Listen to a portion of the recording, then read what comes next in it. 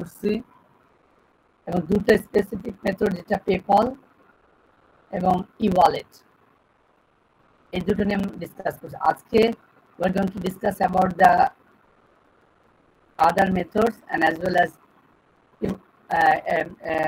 the different types of the contact and contactless smart card.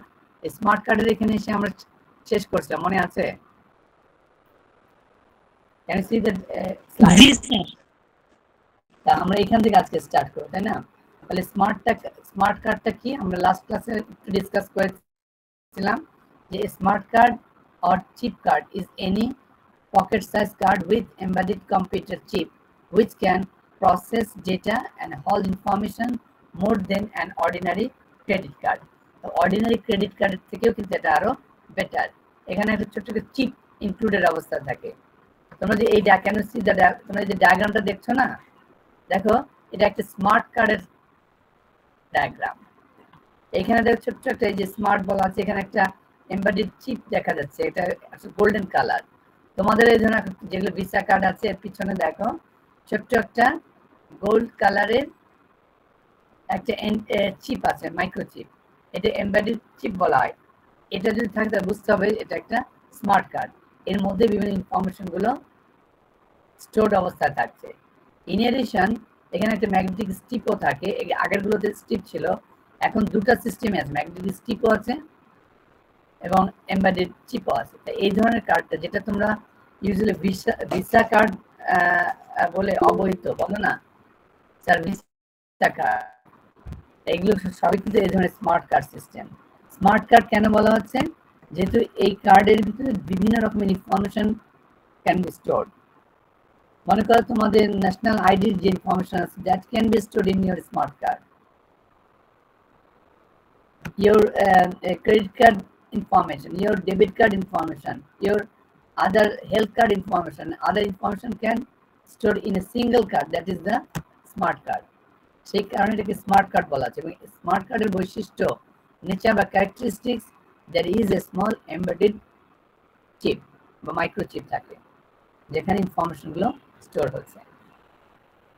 আর তোমরা এখন use করতেছো এই ধরনের স্মার্ট কার্ড বাংলাদেশে। আসলে আমরা এই স্মার্ট কার্ডটা সম্পর্কে জানলাম। এখন স্মার্ট কার্ড মূলত দুই রকমের, there are two different type of the smart card. Number one, contact smart card used with a smart card reader. তাহলে কন্টাক্ট স্মার্ট কার্ডটা কি? এই স্মার্ট কার্ডটা সেটা সফট করতে হবে, টাচ করতে হবে কোনো না কোনো ডিভাইসে, তার মানে রিডার ডিভাইসে টাচ করতে হবে, then it will be action. Touch করার পর অ্যাকশনটা শুরু হবে, যার জন্য কন্টাক্ট স্মার্ট কার্ড বলা হয়। আর একটা হচ্ছে contactless, we don't need to touch the card with the device.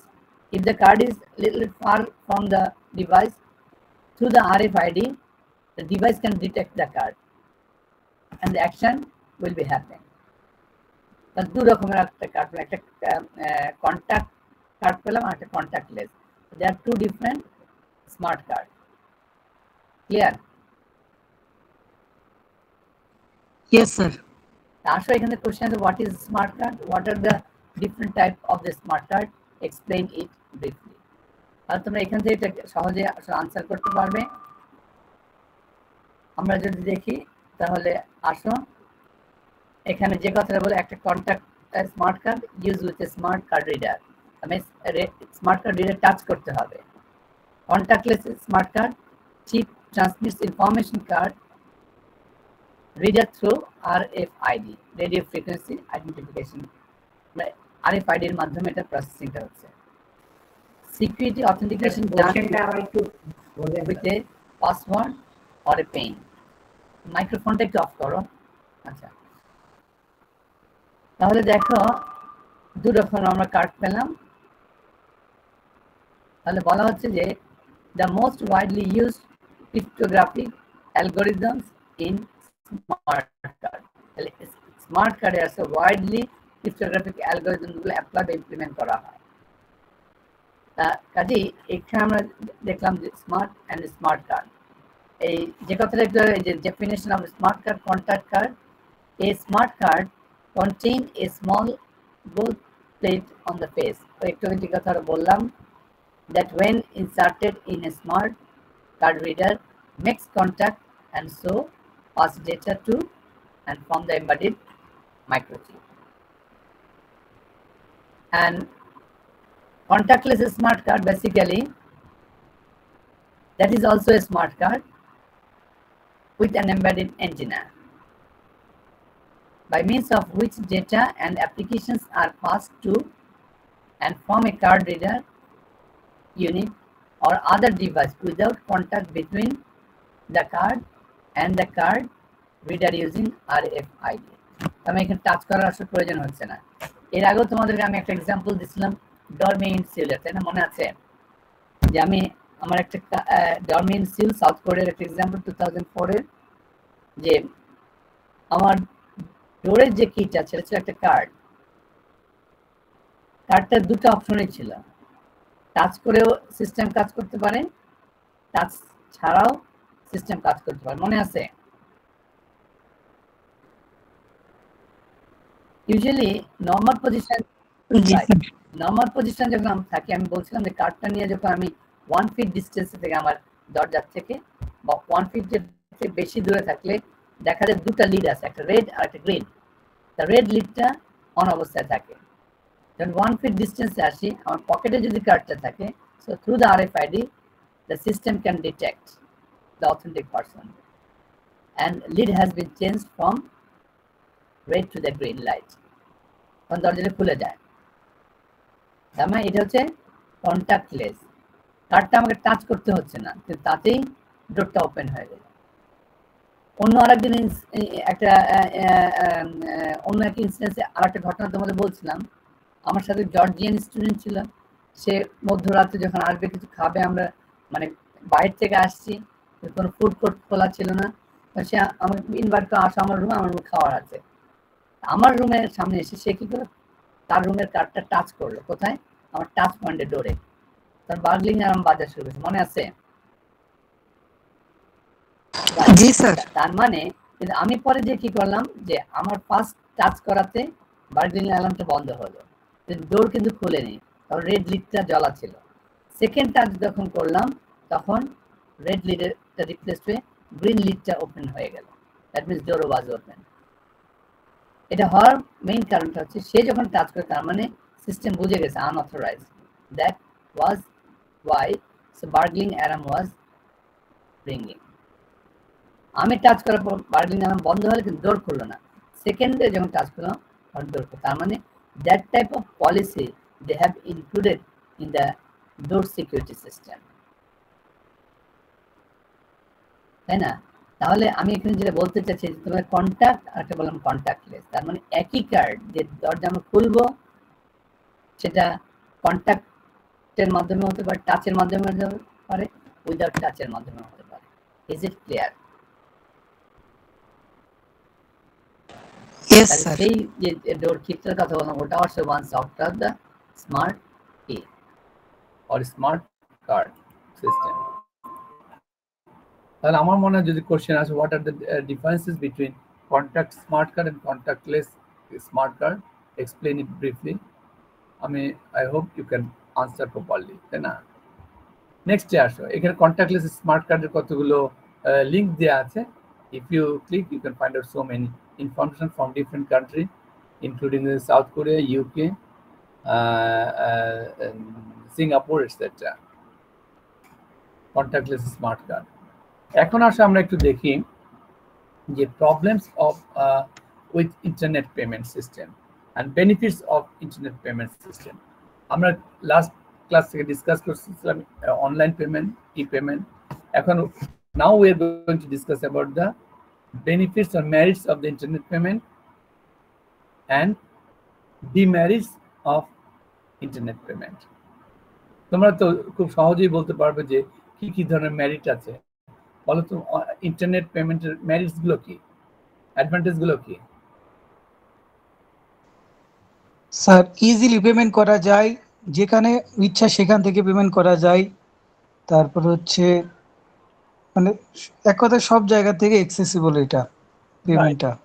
তার মানে ইজিলি পেমেন্ট করা যায়, যে কোনো পরিস্থিতি যে কোনো স্থান থেকেই স্থান এখানে কোনো ডিফাইন নাই। আজকে তুমি ঢাকায় আছো, কালকে চিটাগাং, পরশু রংপুর, পরের দিন ইন্ডিয়া, তারপরে UK. wherever you stay you can use the system, right? And you can remit the money, and you can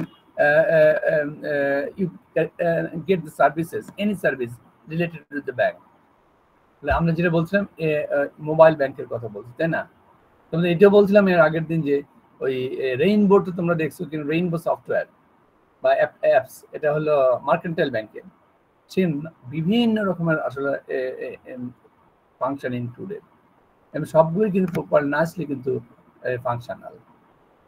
ঠিক একইভাবে শুধু রেইনবোর কথা কেন বলতেছি, অন্য অন্য যে কোনো ব্যাংকে এটা আমরা যদি দেখি যে ডাচ বাংলা হোক, পূবালী হোক, তোমাদের আদার ব্যাংকস হোক, সবখানেই কিন্তু এদের সিস্টেম আসলে অলরেডি এক্সিস্ট, এবং এটা খুব সহজেই ক্লায়েন্ট বা কাস্টমারদেরকে সার্ভিস দিচ্ছে। তা এক কথা যেটা বলতে হয়, এই অনলাইন ব্যাংকিং বা internet banking can given the better support and services to the client or the customer. ঠিক একইভাবে অনলাইন যেমন একদিকে আমরা বলছি যে ভালো, অন্যদিকে there are so many disadvantage as well, তাই না? অনেক অসুবিধাও আছে, তাই না? অনেক সময় হ্যাকিং হয়ে যায়, নাম্বারটা জেনে গেলেও অন্য জায়গায় হ্যাক করে নিয়ে যেতে পারে, তাই না?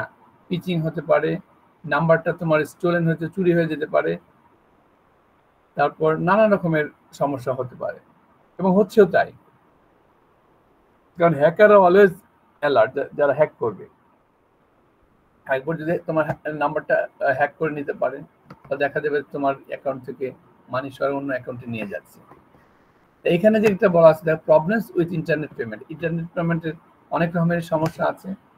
তোমরা কি কি সমস্যা ফেস করছো বলতো? ব্যাংকে রেজাল্ট, তোমরা তো ব্যাংকে কাজ করো, যে এই অনলাইন চালু করার ফলে সবচেয়ে বড় সমস্যাটা কি মনে হয় তোমাদের কাছে ব্যাংকিং সেক্টরে?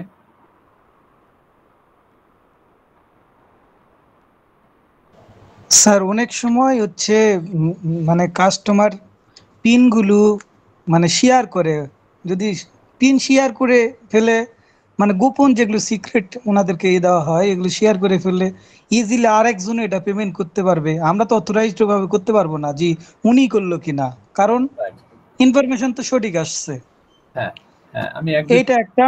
হ্যাঁ, আর আর আর অন্য তেমন আর কোনো প্রবলেম নাই, কিন্তু কিছু কিছু সাইট, সাপোজ ফিশিং সাইট আছে, যেগুলো আপনার হুবহু একটা পেমেন্ট গেটওয়ে ওরা বানায় রাখছে, কিন্তু ওনাদের ওখানে মানে সাবমিট করলে অনেক সময় তারা ডাটাটা সেভ করে রাখে বা ডাটাটা নিয়ে অন্য কারো কাছে শেয়ার করতে পারে, সেক্ষেত্রে কার্ড ইনফরমেশন বা এগুলো চলে যেতে পারে। রাইট। তার মানে যে জিনিসটা বুঝলাম রেজাল্টের কথা, আসলে ব্যাংকিং সেক্টরে তোমরা প্রফেশনাল কাজ করে, এখানে আসলে বেশ কিছু আসলে সমস্যাও আছে। তার মধ্যে যে কথাটা প্রথম বললো যে অনেকেই তার পাসওয়ার্ডটা শেয়ার করে, এই যে শেয়ারিং সিস্টেম, একজন থেকে আরেকজন জেনে যাচ্ছে, তার মানে তার there is a possibility to leak out his or her password. যখন এটা লিক আউট হয়ে যায়, অন্য কেউ কিন্তু ওইটা যে ক্লেম করতে পারে, মানি উইথড্র করে নিয়ে যেতে পারে, এটাই স্বাভাবিক, কারণ ব্যাংক অথরিটি কর্তৃপক্ষ কিন্তু বুঝতেও পারবে না। যার জন্য খেয়াল করে দেখো যে অনলাইন ব্যাংকিং বা এম ব্যাংকিং এর ক্ষেত্রে মাঝে মাঝেই কিন্তু একটা মেসেজ আসে ব্যাংক থেকে, don't share with your user name and the password with others, including the even though the banking responsible person as well. Banking এর সাথেও যারা রিলেটেড, তাদের সাথেও এটা শেয়ার করতে মানা করা আছে। কাজেই এটা একটা বড় রকমের সমস্যা অনলাইন ব্যাংকিং এর ক্ষেত্রে। তারপরেও এই এত সমস্যা থাকার পরেও কিন্তু আবার সুবিধাও আছে, কাজে ক্লায়েন্টদের কিন্তু ডিমান্ডও আছে। ডিমান্ড আছে জন্যই কিন্তু এটা রানাবল পজিশন আছে বা অ্যাক্টিভ অবস্থায় আছে। আমরা এখনো বলি যে কনভেনশনাল ব্যাংকিং থেকে আমাদের এম ব্যাংকিং বা online banking, internet banking far more better actually. Quicker service, anytime we can access and you can get the services from the bank. এগুলো থাকার কারণে আসলে এটা day by day more and more popular হচ্ছে। আর insecure হতেই পারে, কাজে আমাদেরকে we have try our level best to improve the security level system in the banking sector. তাহলে দেখো স্যার এই জন্য আমরা মাল্টি ভেরিফিকেশন বা মাল্টি অথেন্টিকেশন ইউজ করতেছি, রাইট, যাতে আমরা সঠিকভাবে আইডেন্টিফাই করতে পারি, আইডেন্টিফাই করা যায়। ফোন নাম্বারে ওটিপি মাধ্যমে বা ইমেইলে ওটিপি ইত্যাদি। হ্যাঁ হ্যাঁ, কিন্তু ওটিপিটা মনে করো আসলে ওটিপিটা, হ্যাঁ তার মানে সেটটাও তার কাছে থাকবে, ওটিপিটা তার সেটেই যাবে, তার মোবাইলেই যাবে, তাই না? কাজেই জি স্যার। সেটা যদি আবার না জানে তাহলে কিন্তু তার মানে এটা আর একটা সিকিউরিটি লেভেল। তুমি সবই দিলে, সবই ওরা অর্ডার প্লেস করলা, মানে রেমিট হওয়ার আগে ওই যে ওটিপি নাম্বারটা আসে, ওটিপি নাম্বারটা অথরাইজড যে পারসন, যিনি অ্যাকাউন্ট হোল্ডার, ওনার মোবাইলেই কিন্তু জানো, ওইভাবে কিন্তু মোবাইলে এর নাম্বারটা কনফিগার বা সেট করে দেওয়া থাকে। সেটা হচ্ছে আর একটা অথেন্টিকেশন, যেখানে লিক আউট হওয়ার পসিবিলিটিস অনেক লেস। ওটিপি যে কথাটা রেজাল্ট বল, তাই না? আচ্ছা জি স্যার। ওকে, তাহলে মাল্টি লেয়ার সিকিউরিটি সিস্টেম। আচ্ছা নেক্সট আসো আসো আমি আবার ফিরে যাই, দেখো এখানে কি বলছে, এই কথাগুলো আর একটু গুছায় লিখছে। আমি এই ঘটনাটা হয়তো আগে তোমাদেরকে বলছিলাম, এবং এখানে বলতে যে fishing, a hacker made a copy of PayPal homepage in an attempt to steal money from PayPal customer account. এই ধরনের ঘটনাগুলো কিন্তু হ্যাক করে নিয়ে যায়। পেপলের একটা এক্সাম্পল দিচ্ছে, সেখান থেকে এই ধরনের ঘটনা ঘটছে বা এই ধরনের এক্সপিরিয়েন্স পেপলের আছে। আবার the credit card number stolen, এটা কিন্তু মারাত্মক, এটা stolen online. An 18 years old computer intruder, এটা আমি আগে বলছিলাম যে 18, আমি তোমাদের বলছিলাম টিনেজার, ওই একই ঘটনা এটা, যার বয়স 18 নিচে ছিল, মনে পড়ে? আমি একটা ঘটনা বলছিলাম না, যে টিনেজার সে কি করছে, যখন নতুন ব্যাংকগুলো আর কি ইউকেতে অ্যাপ্লাই বা ইমপ্লিমেন্ট করা শুরু করছে তোমার কি বলবো ইন্টারনেট ব্যাংকিং বা অনলাইন ব্যাংকিং, তখন সে কি করছে, সে অনেক মানে অ্যাকাউন্ট হ্যাক করে নিয়েছে, যে এখানে ঘটনাটা দেয়া আছে। আর আমরা দেখি হ্যাক করে কি করছে, যে stolen thousands of credit card number, হাজারের উপরে ক্রেডিট কার্ড নাম্বার হ্যাক করছে ফ্রম ই-কমার্স ডেটাবেস থেকে। He said would continue stealing the numbers until sites increase their security or until he was arrested. আমি বলতেছি যে সে যে হাজার হাজার অ্যাকাউন্ট তো হ্যাক করছেই, বা ওখান থেকে নাম্বারগুলো সরাই নিয়ে গেছে, তারপর বলতে সে এটা করতেই থাকবে। কতদিন করবে? Unless and until the bank or the financial institutions improve there security system. যদি তার সিকিউরিটি সিস্টেম ইমপ্রুভ না করে সে করতেই থাকবে। এক, ফার্স্ট থ্রেটিং। সেকেন্ড থ্রেটিং সে বলছে অর পুলিশ যদি তাকে অ্যারেস্ট না করে। তো আমি যে ঘটনাটা যখন বলছিলাম তোমার, কারণ ও এই কাজগুলো কিন্তু 18-র আগেই শুরু করছিল। 18 আগে আমি বলছিলাম তোমাকে টিনেজার, ফরেন তাদের পলিসি অনুযায়ী, কান্ট্রি পলিসি অনুযায়ী একজন টিনেজার কিন্তু পুলিশ অ্যারেস্ট করতে পারে না, যত অপরাধী হোক। কাজেই আমার he was threatening to the financial institutions to improve your security system, তাই না? কিন্তু সে কিন্তু ক্ষতি করে নাই, বাট সে অনেক নাম্বার ডেটাবেস থেকে আসলে মানে হ্যাক করে নিয়ে চলে গেছে। বাট সে অ্যালার্মিং দিচ্ছে যে you have to improve your security system, because security is a big concern, big issue. Whenever we think about to run any online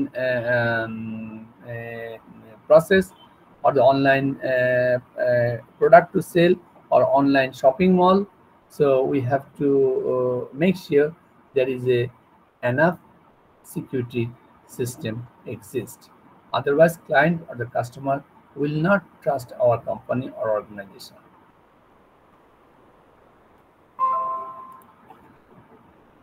তাহলে আমার মনে হয় এই ঘটনাটা তুমি বুঝলে। তারপরে বেনিফিট অফ ই কমার্স, আগেই তো বললাম, এখানে অনেকগুলো বেনিফিট দেওয়া আছে।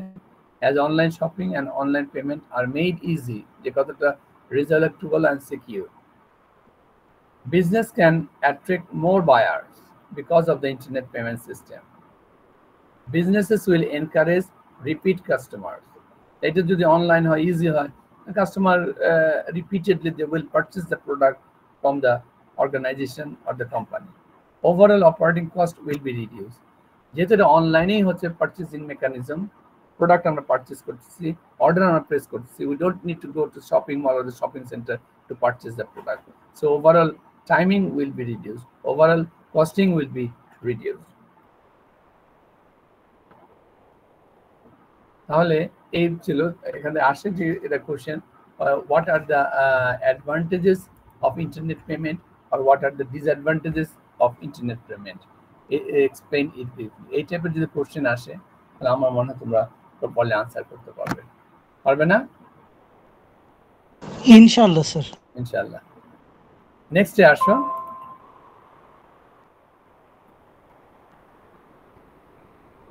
দেখো ডিজিটাল কারেন্সি। আসলে ডিজিটাল কারেন্সিটা তোমরা অনেক শুনে আসছো, আসলে এটা কি? দেখো এখানে একটা কথা বলছি, আমি বল তারপর ফিরে আসতেছি আবার। There are many forms of digital currency such as electronic money, also known as e-money, electronic cash, electronic currency, digital money, digital cash, digital currency। অনেক ভাবে বলছে। আসলে ডিজিটাল কারেন্সি জিনিসটা কি? আর একটু বলো, what is digital currency, whether we are implementing the digital currency in Bangladesh. আমরা কি এই কনসেপ্টটাকে এখন ইমপ্লিমেন্ট করছি কিনা? আগে বলো একজন যে হোয়াট ইজ ডিজিটাল কারেন্সি, বলো রেজাল্ট বলো। স্যার যেসব মানে মানিগুলো হচ্ছে ইলেকট্রনিক্যালি থাকে এবং ওখান থেকে ট্রান্সমিট করা যায়, যেমন এই নগদও একটা ডিজিটাল কারেন্সি। নগদের যে ব্যালেন্সটা আমরা দেখতে পাচ্তেছি, হ্যাঁ মানে এটা ফিজিক্যালি কোনো ক্যাশ না, রাইট। এবং ওটা ইলেকট্রনিক্যালি কি মানে ইন্টারনেট ওভার ইন্টারনেটে এটা পেমেন্ট করা যাচ্ছে সবগুলোই।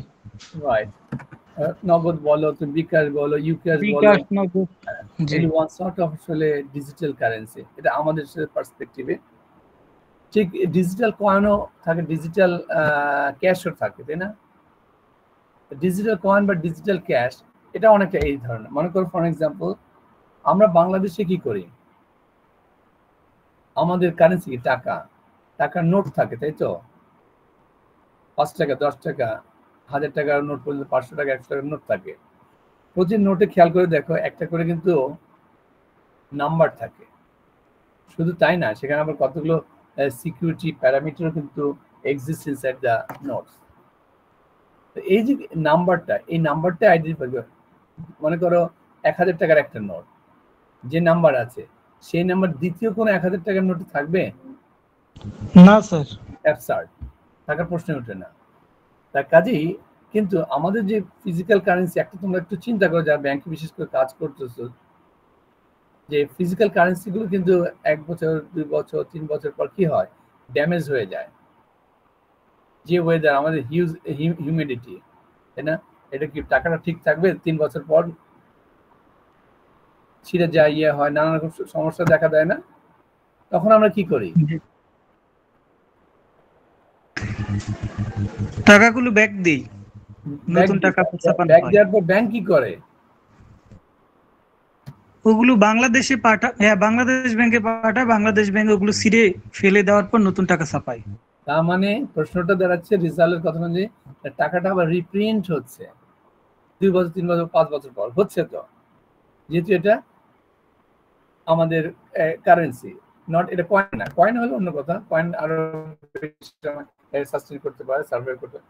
এটা 4-5 বছর, 6 বছর পর আমরা রিপ্রিন্ট করছি, কিন্তু there is a cost involvement for reprint. আর রিপ্রিন্টটা যখন আমরা করতেছি সেখানে কস্ট ইনভলভমেন্ট আছে না? জি স্যার। এটা হিউজ কস্ট আসলে। তার মানে আমি বিশাল একটা কস্ট দিয়ে গভর্নমেন্ট কি করে রিপ্রিন্ট করলো, করার পর আবার মার্কেটে ছাড়লো, আবার 5 বছর পর আবার রিপ্রিন্ট করতে হচ্ছে। তাহলে এটা তো রেগুলার একটা কস্ট। এই যে ঘটনাটা আসলে, এই জায়গাটায় যদি আমরা ফিজিক্যাল কারেন্সির জায়গায় যদি আমরা ডিজিটাল কারেন্সি রিপ্লেস করে দিতে পারি, তাহলে কিন্তু আমাদের বাংলাদেশ গভর্নমেন্ট কিন্তু অনেক সাশ্রয় হবে ফর লং টার্ম। হবে কি হবে না দেখো তো?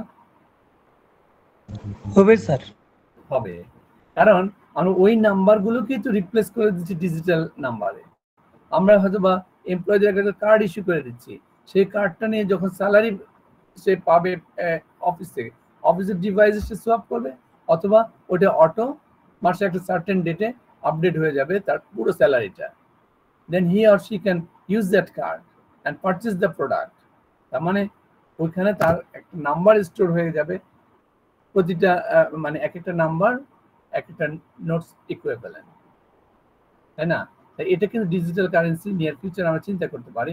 আমি সিম্পল একটা এক্সাম্পল দিই তোমাদেরকে, মালয়েশিয়ার কথা।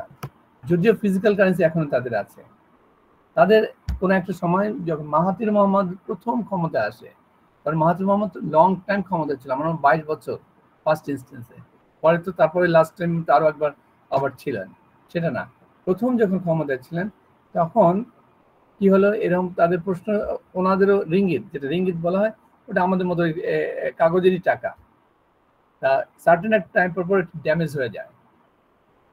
তার ড্যামেজ যখন হয়ে গেছে তখন তারা বললো যে একটু রিপ্রিন্ট করতে হবে, তখন উনি মাহাথির মোহাম্মদের গভর্নমেন্ট জিজ্ঞাসা কত লাগবে, হিউজ একটা অ্যামাউন্ট তার বলে রিপ্রিন্ট করতে, রিঙ্গিতগুলোকে অ্যামাউন্ট ইনভেস্ট করতে হবে। উনি ওই অ্যামাউন্টটাকে ধরলেন যে কত অ্যামাউন্ট, আইটি পার্সোনালিটিদের ডাকলেন, ডেকে বললেন যে দেখো এই যে কারেন্সিগুলো রিপ্রিন্ট করতে হবে, এর জন্য এত কস্ট, মানে এই কস্টটা আমি তোমাদের কম্পিউটার এক্সপার্টাইজ দিয়ে দেবো, can you implement the digital currency system in Malaysia? তাহলে ওনারা অ্যানালাইসিস করে একটা রিপোর্ট দিলেন, বললেন হ্যাঁ এই অ্যামাউন্ট দিয়ে আমরা ডিজিটাল কারেন্সি সিস্টেম ইমপ্লিমেন্ট করতে পারবো, but we can support up to the only government level employees, কিন্তু নন গভর্নমেন্ট আর পারা যাবে না, নন গভর্নমেন্ট করতে গেলে আরো হিউজ ইনভেস্টমেন্টে আসতে হবে। তখন ওরা বলতে তাহলে এইটাই করো। তখন তারা কি করলো, ওই রিপ্রিন্ট করার যে অ্যামাউন্ট সেটা দিয়ে তারা ডিজিটাল কারেন্সি সিস্টেম রিপ্লেস করে দিল, এবং গভর্নমেন্ট এমপ্লয়িজ একটা করে কার্ড দিয়ে দিল, এই কার্ডেই তাদের স্যালারিটা ট্রান্সফার হওয়া শুরু করলো। That was the first initiative in Malaysia. আমরা পার্শিয়ালি তারা ডিজিটাল কারেন্সি বা ই ক্যাশ সিস্টেম স্ট্যাবলিশ করে। দেন গ্র্যাজুয়ালি এটা আরো আপডেটেড হয়, পরবর্তীতে আরো নন গভর্নমেন্ট অর্গানাইজেশনের দিকেও এটা এনহ্যান্স করা হয়। But still they have the physical currency. Physical currency রাখার পিছনে কারণটা হচ্ছে যে সেখানে যদি বাইরের কোনো গেস্ট আসে বা ডেলিগেটস, তাদের তো কিছু ডিল করতে হবে, যার জন্য এখনো তার কিছুটা ফিজিক্যাল কারেন্সি রেখেছে। আমার তাদের digital currency, physical currency both are exist. Clear?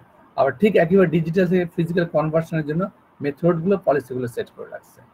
আর একজনের কাছে ডিজিটালি থাকে, কোথাও যদি তার ফিজিক্যালের প্রয়োজন হয়, তো কিভাবে ট্রান্সফার হবে সেটার পলিসি সেট করা আছে। অথবা কেউ যদি ফিজিক্যাল কারেন্সি থেকে ডিজিটাল সিস্টেমে আসে, তার জন্য পলিসি সেট করা আছে। এইভাবে মালয়েশিয়া আসলে এই দুই ধরনের কারেন্সি আসলে রাইট নাও এক্সিস্ট। ক্লিয়ার? তাহলে দেখো, তাহলে আমি যেটা আসলে বলতে চাচ্ছি যে তোমার বাংলাদেশের নিয়ার ফিউচারে কিন্তু চিন্তা করতে পারো যে ফিজিক্যাল কারেন্সির পরিবর্তে কিভাবে আমরা ডিজিটাল কারেন্সির দিকে আসতে পারি। অবশ্যই ডিজিটাল কারেন্সিতে আসার জন্য আমাদের সিকিউরিটি লেভেল কিন্তু যথেষ্ট স্ট্রং করতে হবে, otherwise it will be difficult to manage, right? তাসহ আমরা নেক্সটে যাই। তাহলে আমরা কোথায়, তাহলে আমরা যে জিনিসটা এখানে কনক্লুড করতে চাচ্ছি, so there are so many options actually of the digital currency. কাজে বাংলাদেশে তোমরা চিন্তা করতে পারো যে ডিজিটাল কারেন্সি তোমরা যেটা বললা স্যার, ইউক্যাশ, বিকাশ, এই যে those are the one sort of the digital currency. Clear? তাহলে যদি এখান থেকে যদি কোয়েশ্চেন আসে, what is digital currency, right? What is digital currency, explain it briefly, right? তাহলে তাহলে তোমরা এটা কি এবং এক্সপ্লেনেশন পারবে না? জি স্যার, ইনশাআল্লাহ পারবো স্যার। তার কাজেই এবার দেখো,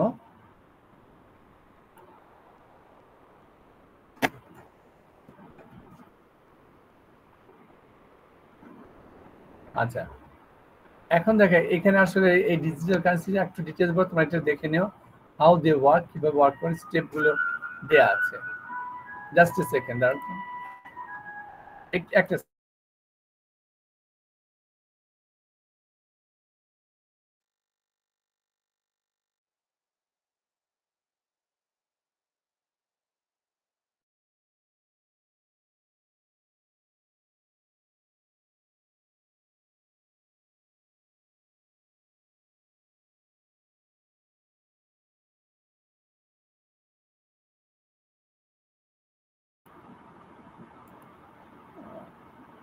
সরি দাঁড়াও। আচ্ছা, তাহলে এই ডিজিটাল কারেন্সিটা তোমরা একটু ভালো করে দেখবে, এখানে শর্ট নোট আসলে আসে। আমি নেক্সট ইয়েতে চলে যাই, যে e cash and innovation payment system so ecash and innovation payment সিস্টেমের ভিতরে আসলে অনেকগুলো প্রসেস আছে। দেখো, ecash a digital equivalent of paper currency, তার মানে আমি যে কথাটা একটু আগে বললাম যে পেপার কারেন্সিটাই ডিজিটালে কনভার্ট হয়ে যাচ্ছে। And coin which enable secure anonymous purchase of low price item. তার মানে আমরা যদি ডিজিটাল কারেন্সির দিকে চলে যাই, অবশ্যই আমাদের সিকিউরিটি লেভেলটা কিন্তু এনশিওর করতে হবে। তা বিভিন্ন রকমেরই আছে। Ecash alternatives to credit card for micro payments. তারপর দেখো যে stored value card and other innovations. আমরা এর আগেও দেখলাম যে স্টোরড ভ্যালু কার্ড, তাই না? ওটা কি বলছেন, one sort of the smart card. সেখানেও কিন্তু আমরা ভিসা কার্ডের ইনফরমেশন, ভিসা, ক্যাশ বা মাস্টার কার্ড, এই ধরনের ইনফরমেশনগুলো রেখে we can remit the money. তুমি আমরা যে কার্ডগুলো যেগুলো ইউজ করতেছি, ক্রেডিট কার্ড বলো বা ডেবিট কার্ড বলো, সেখানে তো আসলে ফিজিক্যাল কোনো কারেন্সি দেয়া হয়? কোনো ফিজিক্যাল কারেন্সি তো আমরা দেই না, দেখি না। জি না স্যার। তুমি ক্রেডিট কার্ড নিয়ে যাচ্ছে, ডেবিট কার্ড নিয়ে শপিং সেন্টারে দিচ্ছে, সোয়াপ করতেছো, দেন তারা প্রোডাক্ট দিয়ে দিচ্ছে, তারা তোমার মানি কিন্তু বা আমার মানি, আমাদের মানি রেমিট করে নিয়ে চলে যাচ্ছে। ওটাও কিন্তু one sort of the digital currency. দেখো, তার কাজে এখানে অনেকগুলো আসলে ইক্যাশ এন্ড ইনোভেশন পেমেন্ট দিয়ে আছে, তোমরা এটা একটু দেখো, এগুলি পারবে। এই যে মডেক্স ক্যাম্পাস কার্ড, তারপর মনে করে e loyalty and reward programme etcetera. তারপর প্রিপেড স্টোরড ভ্যালু কার্ড, তোমরা প্রিপেড কার্ড ইউজ করো না? কারণ আমাদের বাংলাদেশে যে গ্যাসের যে সিস্টেমটা, ইলেকট্রিসিটির যে সিস্টেমটা, এই ধরনের pre card system, pre store value card, prepaid card, তাই না? তারপর মনে করো রকেট ক্যাশ, এই ধরনের সিস্টেম কিন্তু অলরেডি এক্সিস্ট। আর এখানে ই ক্যাশ অ্যান্ড ইনোভেশন পেমেন্টে কত লিঙ্ক দেওয়া আছে, তোমরা লিঙ্কগুলো দেখতে পারো। তো এইখানে আমাদের মোটামুটি এটা শেষ হয়ে গেল। লাস্ট যে টপিকসটা আমরা একটু ডিসকাস করবো, করে এই চ্যাপ্টারটা ক্লোজ করে দেবো। E cash and innovation payment system.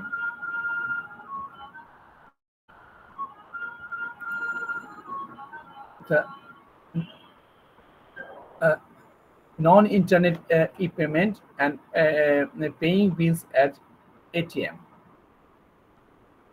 এখানে দেখো e-cash and innovative payment systems, non-internet EC payment, right? R paying bills at ATM। এই EC পেমেন্টের ক্ষেত্রে দেখো যে আমরা যেটা দেখো নন ইন্টারনেট ই কমার্স পেমেন্ট, তাই না? তার মানে এটা নন ইন্টারনেট মানে কি? তার মানে এটা আমার ফিজিক্যাল ক্যাশ আকারে দিতে হবে। Paying bills at ATM, ATM বুথেও তোমরা এক্সপেরিয়েন্স কিভাবে এটা পেমেন্টটা করতে হচ্ছে, তাই না? সেখানে তোমরা ফিজিক্যাল ক্যাশও করতে পারো, ডিজিটাল ক্যাশও কিন্তু পসিবল, রাইট? ফিজিক্যাল ক্যাশও পসিবল, ডিজিটাল ক্যাশও পসিবল। এটা একটু দেখবে। আর এখানে আছে B2B ই পেমেন্ট মেথড, এটা আমি তোমাদের হাতে ছেড়ে দিলাম। লাস্ট আমি যেটা ডিসকাস করবো B2B ইলেকট্রনিক পেমেন্টের ক্ষেত্রে global B2B payment letter of credit or LC. LC তো তোমাদের আইডিয়া আছে, তাই না? আর এলসিটা কি, আর এলসির কিছু বেনিফিট নিয়ে আমরা এখানে শেষ করে দেব। So letter of credit, do you have any idea about the letter of credit, LC? কে বলবা? স্যার এলসি হলো, বলো। এলসি হলো একটা এগ্রিমেন্টের মতো, যেটা হলো আপনার বায়ার আর সেলার যখন তাদের মধ্যে এগ্রিমেন্ট হয়, তখন এটার মানে দায় দায়িত্ব সবগুলো ব্যাংকের এগনিস্টে যায়। তখন ওই ব্যাংকটা সেই দায়িত্ব ভার করে যে সেলারকে টাকা পেমেন্ট করবে, বা সেলার যে টাকাটা পেমেন্ট করবে এটা বায়ারকে দিবে, এরকম। মানে ব্যাংকের মাধ্যমে আরেকটা ব্যাংকের সাথে, মানে বায়ারের একটা ব্যাংক থাকবে, সেলারের একটা ব্যাংক থাকবে, দুই ব্যাংক তাদের মধ্যে এগ্রিমেন্ট করবে, রিটেন একটা এগ্রিমেন্ট হবে। হ্যাঁ, রিটেন এগ্রিমেন্ট। হ্যাঁ, এই এগ্রিমেন্টের কপিগুলো মানে পাঠায়, এটাকে বলে letter of credit. Letter of credit. তখন ওই ব্যাংক লায়াবল হয় ওটা পেমেন্ট করার জন্য, যদি কাস্টমার না দেয়। এই জন্য কাস্টমারকে অবশ্যই মার্জিন রাখতে হয়, মার্জিনের এগনিস্টেই এগুলো পাঠানো হয়। তার মানে in other sense letter of credit ensure the money security system. তার মানে এখানে যে ডিলিংসটা হবে এখানে মানি এটা আসলে লস হওয়ার কোনো সুযোগ নাই। Both party can make sure they will receive the money কোনো ডিলিংস হয়। তার মানে যে কোনো বিজনেসের ক্ষেত্রে যখন দুইটা কান্ট্রির ভিতরে দুইটা অর্গানাইজেশনের মধ্যে যখন ডিলিংস গুলো হয় তখন আমরা এই ধরনের রিটেন একটা এগ্রিমেন্ট করি। রেজাল্ট যে বিষয়টা বললো সেটাকে আমরা বলছি লেটার অফ ক্রেডিট। তা এটা থাকলে এই যে দেখো letter of credit a written statement or agreement by a bank to pay the seller on account of the buyer a sum of money upon presentation of certain documents. তার মানে এটা written statement. তাহলে এই যে LC থাকার ফলে আসলে কি হচ্ছে, এটা both party can be benefited and make sure they are receiving the money. There is no way to lose the money dealing support, তাই না? তা দেখো there are some of the benefits is here. So LC to the seller, payment is highly assured if all the terms and conditions stipulated are made. Credit risk is reduced. তার মানে credit riskটা কিন্তু reduce হয়ে যাচ্ছে. So trust will be more. যদি credit রিস্কটা reduce হয় তাহলে এটা ট্রাস্টটা বেড়ে যাবে। Political country risk is reduce when confirm by a bank in the seller country. আরও কিছু বেনিফিট আছে পরের পেজে দেখো, যে allow the buyer to negotiate for a lower purchase. Buyer may expand its sources of supply and bargaining power. Funds withdraw from the buyer's account only after the documents have been inspected, giving the buyer a bit more time to hold its money. তাহলে দেখো এখানে আসলে অনেকগুলো benefit পাওয়া যাচ্ছে through the LC or letter of credit. কাজে এইটুক দিয়ে আমি শেষ করতেছি। এখানে কোশ্চেন আছে, what is LC, explain it and what are the benefits of the LC. এই ধরনের question can you manage? Yes, sir. Okay, পারবো ইনশাল্লাহ। আচ্ছা ইনশাআল্লাহ। তা এইখানে আমাদের এই এটা আমরা শেষ করে ফেললাম। যদি তোমার কোনো কোশ্চেন থাকে you can ask me the question. কোনো কোশ্চেন আছে? Okay. আচ্ছা, তাহলে আমরা একটু নেক্সট ইয়েতে যাই, যেটা আরেকটা চ্যাপ্টার, খুব ছোট্ট চ্যাপ্টার। আমরা এর আগেও বলছি security is a very important part. Without security, no one trusts our system or purchase our product through the online. Online এটা আমাদের লাস্ট স্লাইড, তাই না? বলো জান্নাতুল। হ্যাঁ স্যার, এটাই আমাদের লাস্ট স্লাইড মনে হয়। এটি last slide, exactly. E security or online security is your last slide. এখন থেকে 1 ঘন্টা কেন শেষ করা যায় কিনা, শেষ করতে পারলে আমরা নেক্সট ইয়েতে একটা আগামী সপ্তাহে কুইজটা নেব, ফোর্থ কুইজ। আগামী সপ্তাহে কুইজ হয়েছে 24 তারিখে মনে হয় ফ্রাইডে, তাই না? শুরু বলো আবার। 24 তারিখ থেকে এক্সাম শুরু হবে আমাদের। 24 তারিখে আরেকটা ক্লাস নিতে, তোমাদের এক্সাম কবে থেকে? 28 তারিখ থেকে না স্যার? এক্সাম 24 তারিখ থেকে। 24 তারিখ কি বার হয়? Sir Friday. 24 তারিখ ফ্রাইডে। আমি বুধবার লাস্ট ক্লাস নিয়ে নেব। আচ্ছা, তাহলে তোমাদের কোশ্চেনটা দাঁড়াচ্ছে যে ফ্রাইডে হয়, আমাদের তো বলে দিচ্ছে যে 28 তারিখ থেকে এক্সাম হবে। তোমাদের বলে দিচ্ছে, রুটিন দিছে? দেখলাম যে স্যার 24 তারিখ থেকে রুটিন। স্যার তোমাদের রুটিন দিচ্ছে নাকি দেয়নি? স্যার দিয়েছে, স্যার দিয়েছে স্যার। মানে আমাদের 25 তারিখে এক্সাম আছে স্যার, মানে 25 তারিখে এক্সাম আছে। ওরা কি মাস্টার্স না বিএসসি তে? আমাদের তো 25 তারিখে এক্সাম আছে স্যার। আমি মাস্টার্সের রুটিন দিছে কিনা আমি জানতে চাচ্ছি। আমি অনার্সের রুটিন দেখছি 28 তারিখ থেকে। স্যার আমাদের রুটিন দিয়েছে, মাস্টার্সের রুটিন দিয়েছে 24 তারিখ থেকে স্টার্ট। আচ্ছা, আমি কথা বলবো, কারণ আলটিমেটলি 24 তারিখ থেকে এক্সাম স্টার্ট করার কথা। এটা যে আর্লি করে তাহলে তো আমাকে তো আরেকটা এক্সাম নিতে হবে। হ্যাঁ, ওই এক্সামটা ফিজিক্যালিও হওয়ার কথা ছিল। হ্যাঁ, ফেস টু ফেস নিতে যাচ্ছি তো। এই ফ্রাইডেতে দিবা?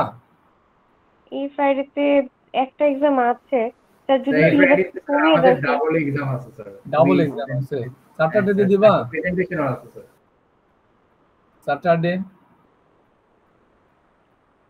স্যাটারডে দিলে অনেকে তো অফিস থেকে, সেক্ষেত্রে একটু সবার সাথে কথা বলে তারপরে ওপিনিয়নটা দিলে ভালো হতো।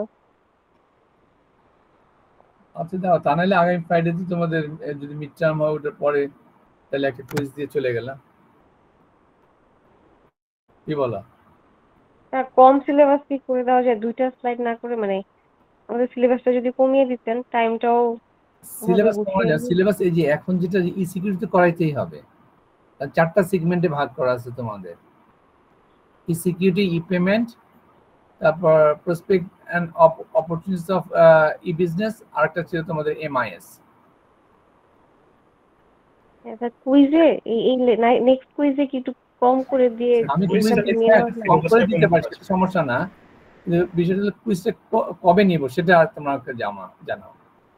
যে শুক্রবারে কি পরশুদিন, সম্ভব না? এই ফ্রাইডে সম্ভব?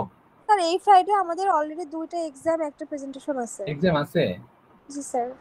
তাহলে বলো তোমরা, ডেট বলো, আমি নিব, কারণ তারপর ফ্রাইডে নিতে আপনি হবে। যেটা বলছেন যে নেক্সট এর পরের ফ্রাইডেতে শুধুমাত্র একটা পরীক্ষা দিছি, ইভ্যালুয়েশন এন্ড মনিটরিং যে সাবজেক্টটা, ওদের শুধু পরীক্ষা। এখন ওদের এখানে কার আছে আমি বলতে পারছি না।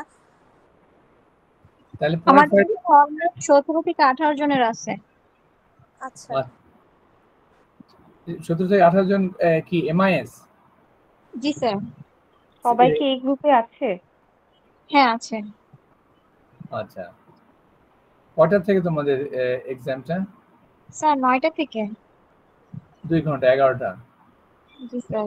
তার 11:30 থেকে আমি সেট করে দিই, হাফ অ্যান আওয়ার, 12টা পর্যন্ত।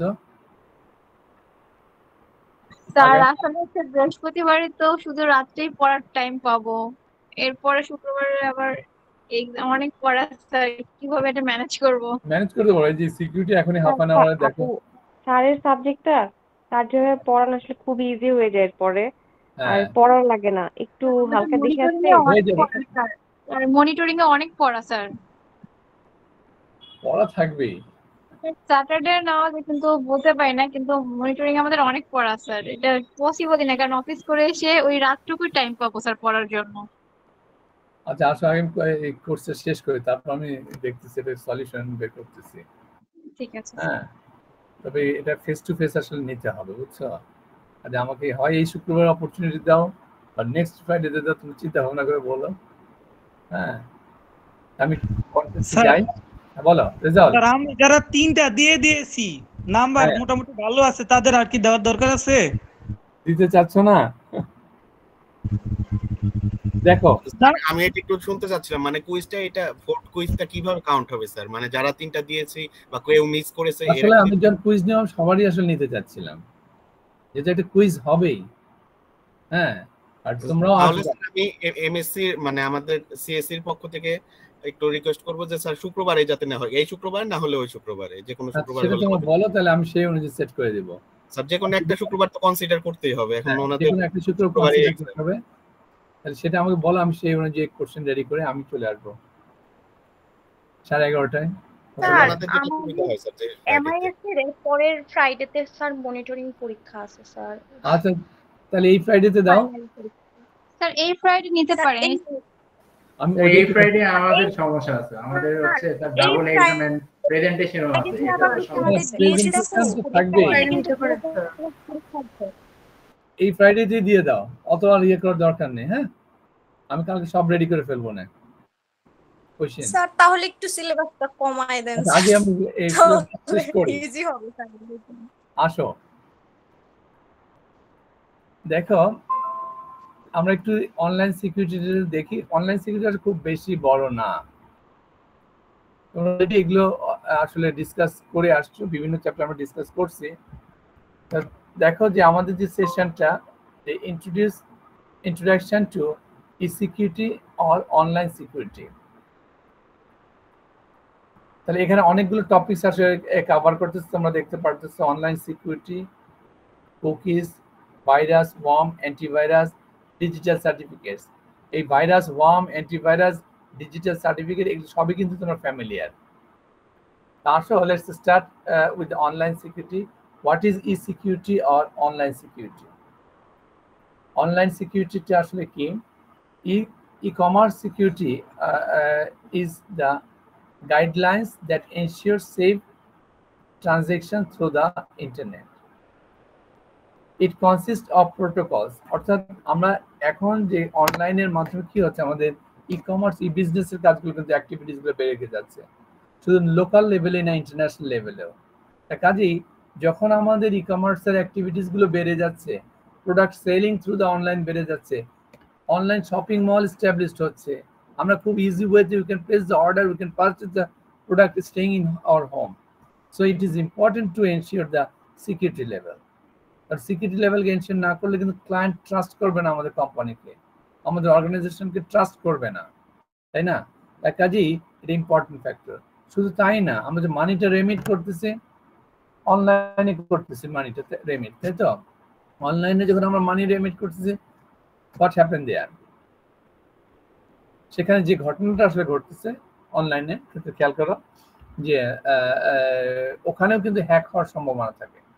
হ্যাক হয়ে গেলে কি হবে, তার ব্যাংকের অ্যাকাউন্টের নাম্বার বা ক্রেডিট কার্ড নাম্বার বা পিন নাম্বার যদি হ্যাক হয়ে যায়, তাহলে ডেফিনেটলি অন্যজন কিন্তু তোমার অ্যাকাউন্ট থেকে বা আমাদের অ্যাকাউন্ট থেকে টাকা সরাই ফেলতে পারবে। তাই কাজে security is very important.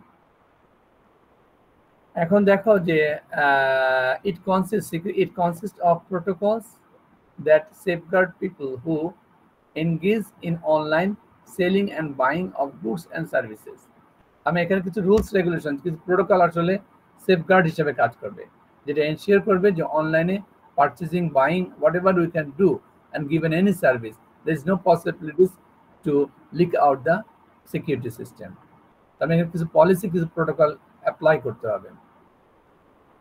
need to gain your customers trust, কারণ আমরা যদি কোম্পানি হিসেবে চিন্তা করি তাহলে অবশ্যই কাস্টমার ট্রাস্টটা আমাদের প্রয়োজন আছে। by putting in place e-commerce security basis, তার মানে কাস্টমার ট্রাস্টটা পাওয়ার জন্য অবশ্যই as a owner of the organization or the company we have to ensure the security system. but security system ensure করতে না পারলে ক্লায়েন্ট বা কাস্টমারদের ট্রাস্টটা যদি না পায় কোম্পানিগুলো, তাহলে কিন্তু they cannot run the online system to sell their product. আর অনলাইন প্রোডাক্ট সেলটা কিন্তু হিউজ মানে পটেনশিয়াল বিজনেস, ট্রেমেন্ডাস বিজনেস। কারণ শুধুমাত্র অনলাইনে যদি তুমি বিজনেস এস্টাবলিশ করতে পারো, not only in the national level, you can enhance your business activities to the international level as well. তাহলে আসো এই ধরনের যে কোশ্চেন আসে, what is security or online security, explain it briefly with proper example, I am sure you can answer it. নেক্সটে আসো, what is security protection, বলছে প্রোটেকশনটা কি? ডেফিনেটলি যে e-commerce security is the protection of e-commerce assets from unauthorized access, use, operation or destruction. তার মানে আমরা যে অনলাইনে যখন কাজ করবো, ই কমার্স হোক, ই বিজনেস হোক, what ever it is, E payment, online payment হোক, সেখানে অবশ্যই আমাদের যে অ্যাসেটগুলো আছে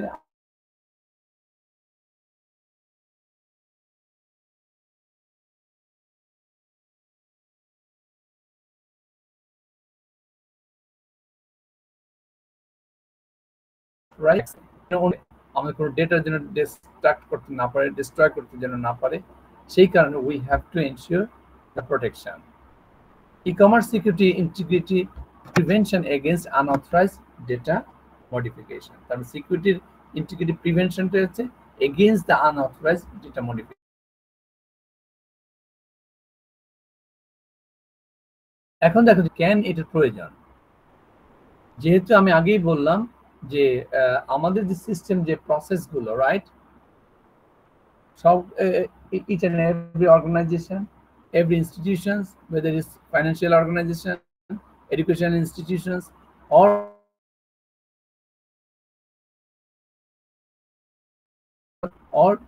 all to implement the automation system or the computerized system. So it is important to ensure the security, to trust all those stakeholders.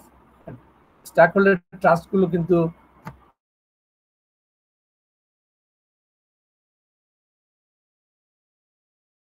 web-based security is important to keep hackers. তাহলে web-based security কেন important? To keep hackers and cyber thieves from accessing sensitive information or data.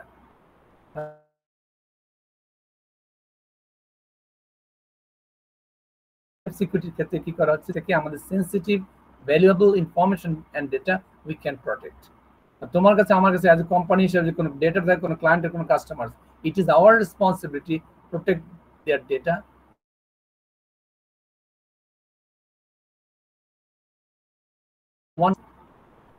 Without a proactive security strategy, business risks the spread and escalation of malware attacks on other websites, network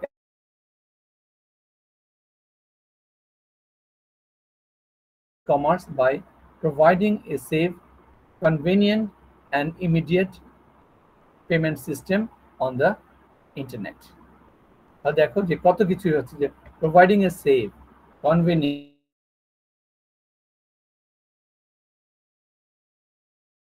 and তার মানে এই security লেভেলই আমাদের বলে দিচ্ছি যেটা আমরা provide করছি, that is safe and secure, convenient and immediate payment system on the internet without hacking or unauthorized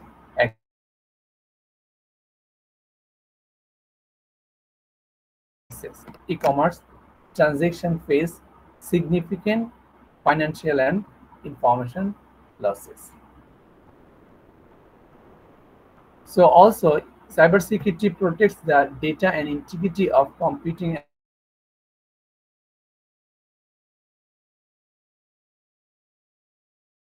teachers দেখলাম যে point দেখলাম যে কেন question can be raised actually, why is security or online security is needed for, কেন এটি প্রয়োজন, justify your logic.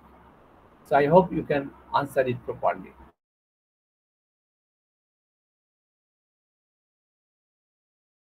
পারবে না? Okay. Now we can see online security concern, unauthorized access to confidential email, unauthorized access to sensitive data, stolen credit card details, stolen personal details, etc.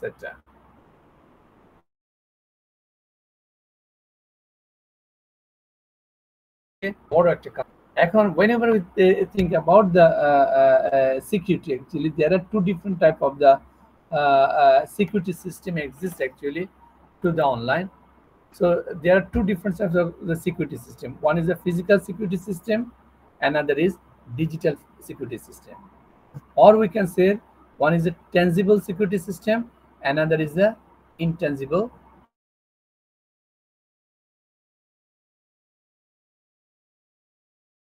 security system.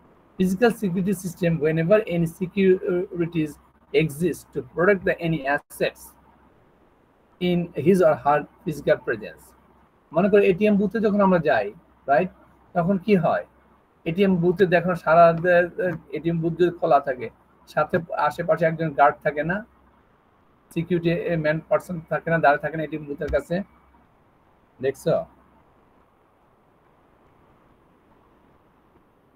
থাকে তো। জি sir, থাকে। এই যে security পার্সনটা, সে তার মানে সে physical security দ্বারা এটাকে guard দিচ্ছে।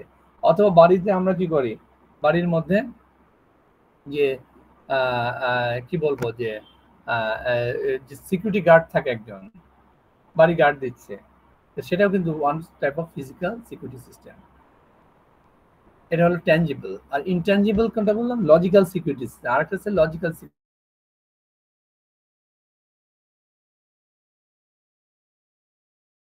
সেটা করবা ফ্রম আনঅথরাইজড অ্যাক্সেস। তা তোমরা একটা ইউজার নেম একটা পাসওয়ার্ড ক্রিয়েট করে দাও না, দাও তো। এই যে user name password, without user name আর password or your pin number in ATM booth, you can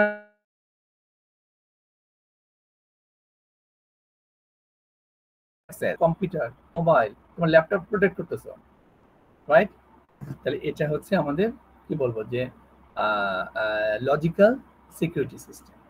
The question is, what are the differences between physical and the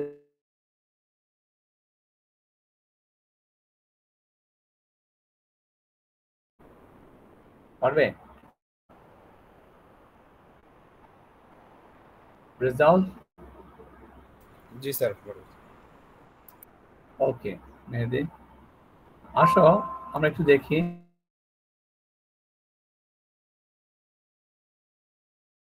এই কথাগুলো আসলে এখানে বলা আছে যে দেখো, physical tangible protection device, alarm, security guard, fireproof door, security fence, safe and বল, নানান রকমের ইয়ে আছে। যে অ্যালার্ম যে কথাটা বলে এটা কিন্তু ট্যাঞ্জিবল বা ফিজিক্যাল সিকিউরিটি সিস্টেম। অ্যালার্মটা একটা শব্দ হচ্ছে, আমি তোমাদেরকে বলছিলাম যে জন্মের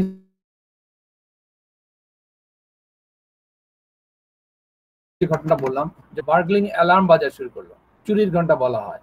এই যে অ্যালার্মটা হচ্ছে সেটা কিন্তু ওয়ান সর্ট অফ কি বলবো যে ফিজিক্যাল সিকিউরিটি সিস্টেম।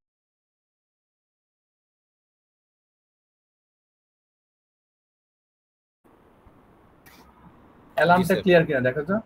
জি স্যার। কারণ এই অ্যালার্মের মাধ্যমে কিন্তু নানান রকমের, অনেক সময় দেখো না বাড়ি ঘরে কিন্তু এর সময় অ্যালার্ম সেট করা হয়। যদি কেউ আসে হার্মফুল, কেউ যদি জোরে ধাক্কা দেয়,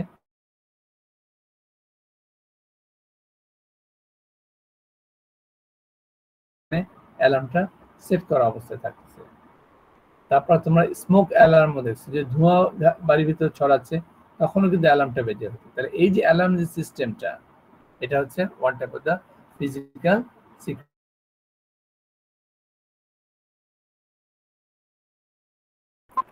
তারপর যদি বললাম, তারপর ফায়ার প্রুফ ডোর, এটা হচ্ছে সিকিউরিটি ফেন্স। এটা দেখছো কিনা আমি জানি না, ওই বেড়ার মতো থাকে আর কি, বাড়িকে যখন প্রোটেক্ট করে। আমি বাংলাদেশে চোখে পড়েনি, মানে তোমার বাড়ির চারি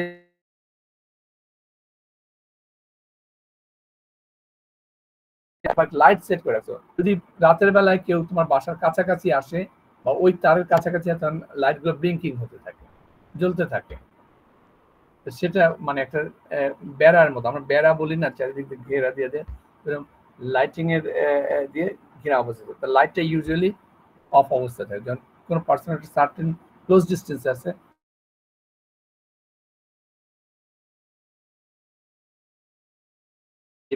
সিকিউরিটির ভিতরে পড়তেছে। বিভিন্ন রকমের ট্যানজিবল ফিজিক্যাল সিকিউরিটি আছে। এরপরে আমরা একটু যে লজিক্যাল সিকিউরিটি বা ইনট্যানজিবল। একটু আগে তোমাদেরকে বললাম পাসওয়ার্ড, ইউজার নেম, তোমার pin number, all those are the logical tangible. Protection of assets using non physical means, তার মানে এটা ফিজিক্যাল মিনস, এটা নন ফিজিক্যাল মিনস। পাসওয়ার্ড হতে পারে, তোমার ফায়ারওয়ালের নাম শুনছো তাই না, অ্যান্টিভাইরাস সফটওয়্যার নাম শুনছো,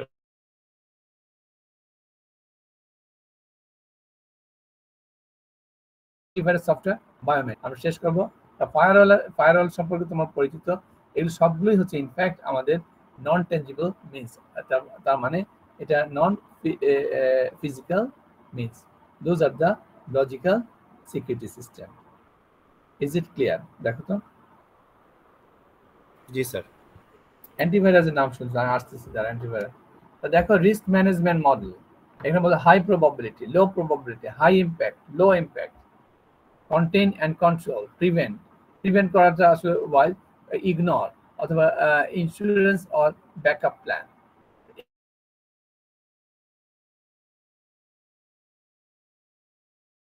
কাউন্টার মেজার, তোমার তো আইটি আছে, কাউন্টার মেজার কাকে বলে বলতে পারো সিকিউরিটির ক্ষেত্রে?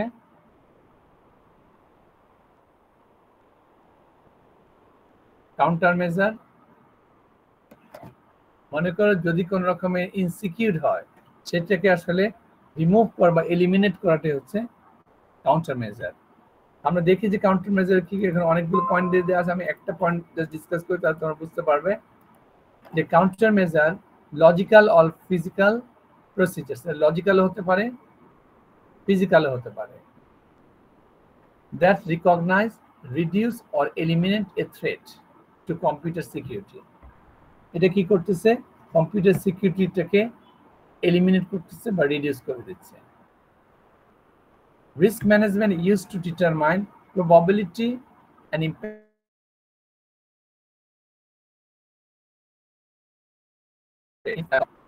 তার মানে এখানে থ্রেটিং এর যে বিষয়টা আছে, এটাকে এলিমিনেট বা রিডিউস করে দিচ্ছে। এখন এই যে এলিমেন্ট রিডিউস করতেছে বা থ্রেটিং সিস্টেম আছে, and এই থ্রেটিং সিস্টেমগুলোকে আমাদের প্রোটেক্ট করার জন্য we must need some of the specific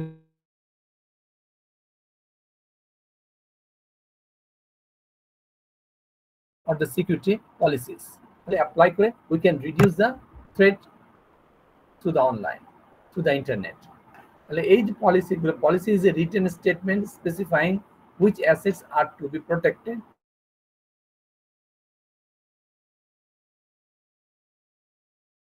why and by whom. The valuable assets, if we have in our database system, we have to protect those. But what type of the valuable system is exist? To considering this valuable system, we have to set the policies or rules and regulation we can apply, right?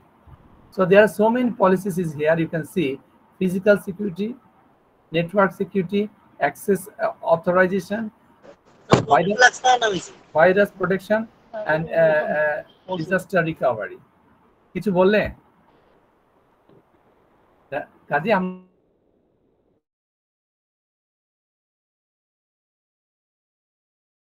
একটু শিখবে কি কি পাঁচটা policy দেখলাম। দেখো আবার আমি বলতেছি, ফিজিক্যাল সিকিউরিটি, নেটওয়ার্ক সিকিউরিটি, তার মানে ফিজিক্যাল সিকিউরিটি বুঝতেই পারতেছো, ফিজিক্যাল মিনস আমরা একজন পার্সনকে থাকতে হবে, রাইট?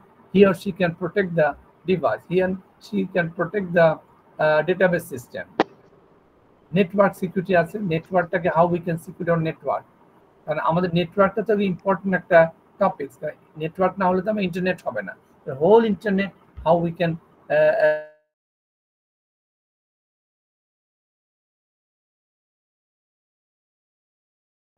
ভাইরাস প্রোটেকশন, যদি ভাইরাস আসে সিস্টেমে সেটাকে আমরা কিভাবে প্রোটেক্ট করব। So you have already aware about it. Many antivirus software can be exist. We can install the antivirus software when the data is coming through the internet in our device. So antivirus software can be check the data. If there is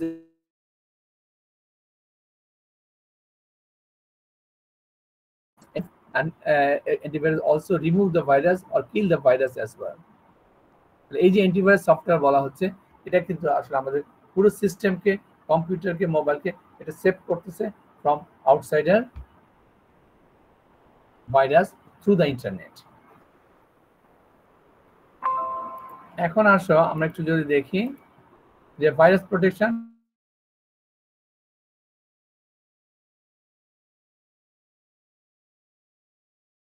মনে করো অনেক সময় তোমরা বলো না, sir আমার এই কম্পিউটারের মোবাইল ডেটাবেস বা হার্ড ডিস্ক ক্র্যাশ হয়ে গেছে।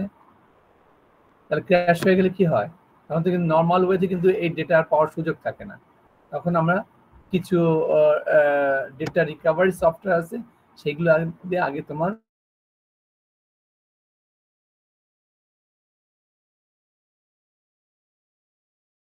না হয় ফেলে দিই, যে নতুন যে হার্ড ডিস্ক আনতেছে, তারপর যে ডাটাগুলো রিকভার করা হলো, that can be install in the new hard disk.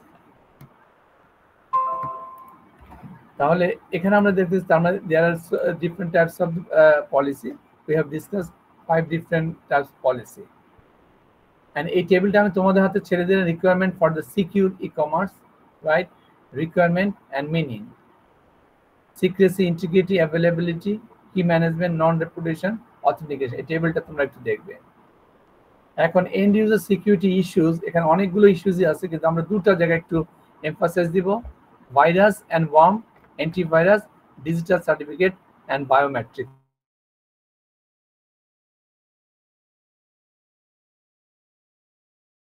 কুকিজটা আমি স্কিপ করে গেলাম, এটা তোমরা একটু দেখবে। এখানে দেখো যে virus, you are all of you aware about the virus and the worm. So virus software that attach itself to another program and cause damage. তার মানে এটা কি হচ্ছে, ভাইরাসটা কি একটা সফটওয়্যার। একটু আগে তো বললাম তোমার ভাইরাস বা অ্যান্টিভাইরাস আছে, অ্যান্টিভাইরাসটা ভাইরাসটাকে আইডেন্টিফাই করে, ইভেন ভাইরাসটাকে রিমুভ করতে পারে বা কিল করতে পারে।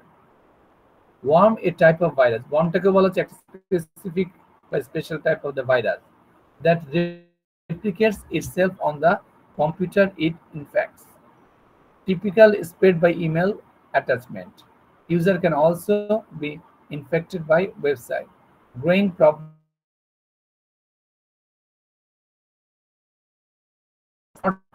A computer virus, explain it briefly. Or what is worm, explain it briefly. এবার দেখো অ্যান্টিভাইরাস, একটু আগে আমি এটা নিয়ে অলরেডি তোমাদের ডিসকাস করছি যে antivirus is one special type of the application or utility. এই অ্যান্টিভাইরাসটাকে আমরা কি বলি? আমরা একটা অ্যাপ্লিকেশন সফটওয়্যার বলি, কোনো কোনো সময় এটাকে ইউটিলিটিও বলা হয়। What is the responsibility of the antivirus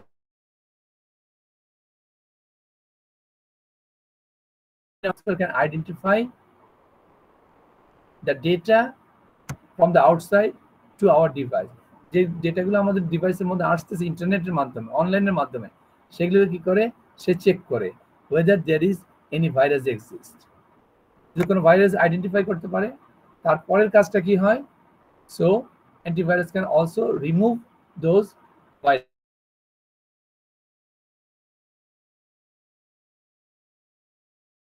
যদি না করে তো এই ভাইরাস আমার সিস্টেমে ঢুকে সিস্টেমে ওলটপালট করে দেবে, তাই না? কাজে অ্যান্টিভাইরাসের রেসপন্সিবিলিটিটাই হচ্ছে to identify the virus and remove the virus also.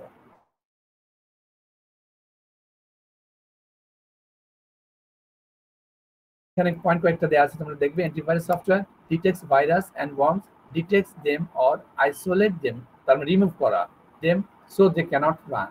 Software must, যেটা সফটওয়্যার কিন্তু আপডেট রাখতে, এগুলো কিন্তু চেঞ্জ হয়, নতুন নতুন আপডেটেড অ্যান্টিভাইরাস সেটাকে ইনস্টল করতে হবে আমাদের ডিভাইসে। Software companies provide news on latest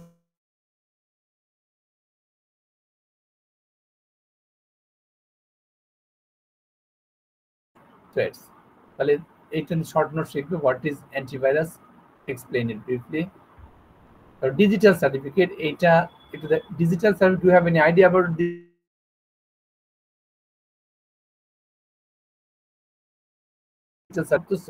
digital certificate result? Anyone? So what is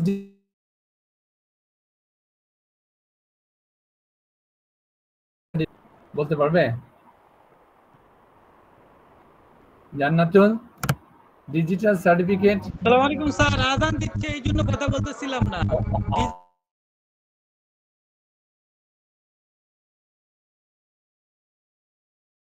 owner user name password এগুলোতে দিচ্ছে।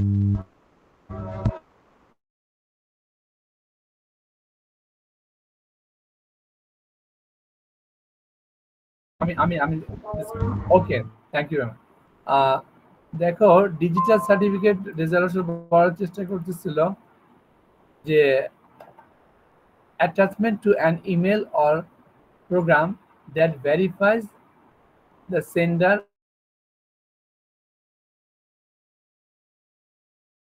or ultimately whenever you purchase any product through your credit card or the debit card from any departmental store like Agora. তোমার department স্টোরে যে তো credit card দিয়ে তোমরা purchase করতে,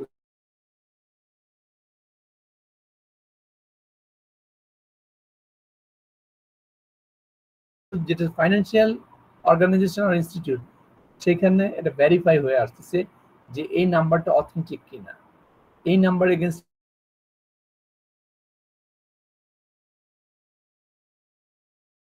they can place, তার মানে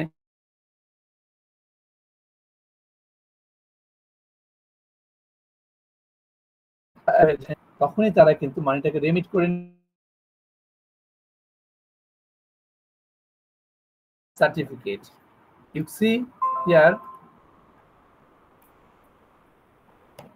the certificate owner identifying information. The certificate owner identifying information.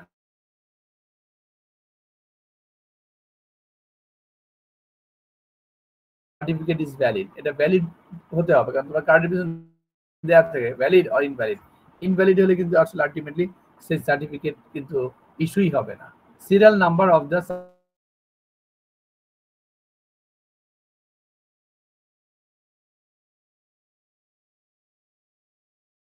this is the digital certificate that or website is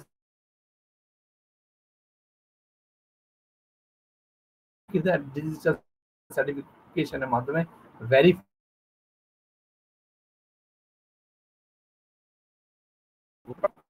right, though they can make sure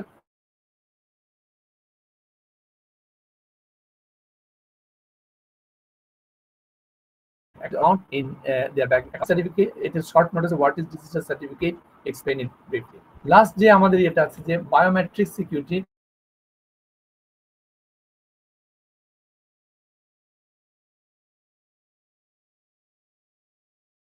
uses an element of a person's biological makeup to perform identification. তোমরা জানো যে আসলে প্রতিটা মানুষের যে characteristics biological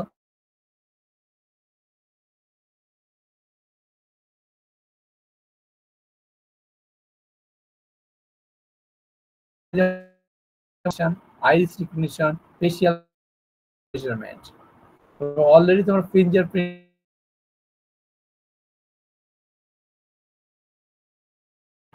বায়োমেট্রিক্সের তোমাদের অফিসে আছে?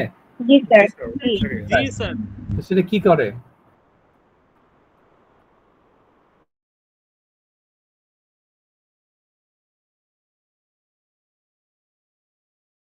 স্যার বায়োমেট্রিকটা অফিসে ইউজুয়ালি এক্সেস এর জন্য, হ্যাঁ আমরা অ্যাটেন্ডেন্সের জন্য ইউজ করি, অথবা কোনো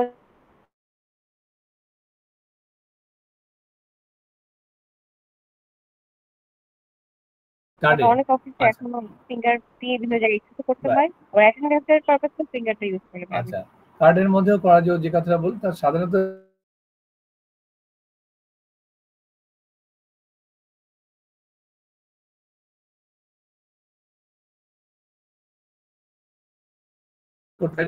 যখন আবার টাচ করা হচ্ছে, তার মানে ইন এন্ড আউটটা কিন্তু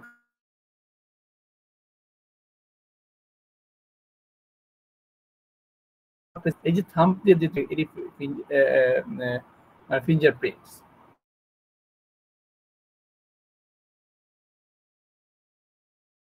যে ফর এক্সাম্পল ডিএন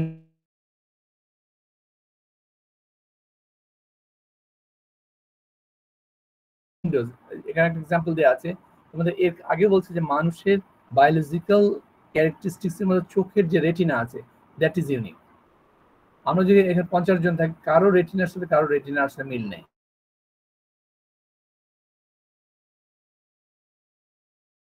স্ট্রাকচার ইউনিকনেসটাকে কাজে লাগায় আমরা বায়োমেট্রিক্স কি বলবো যে সিকিউরিটি সিস্টেম এটাকে অ্যাপ্লাই করি। আমি এর আগে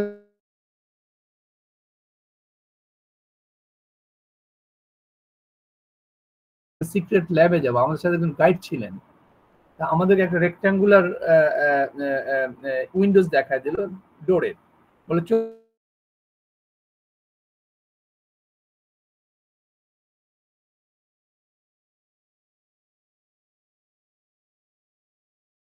সিক্রেট একটা ল্যাব ছিল, ল্যাবের দরজাটা ওপেন হয়ে গেল। এখন আমাকে বলো তো, আমরা রাখলাম কোনো ল্যাবের ডোর ওপেন হলো না,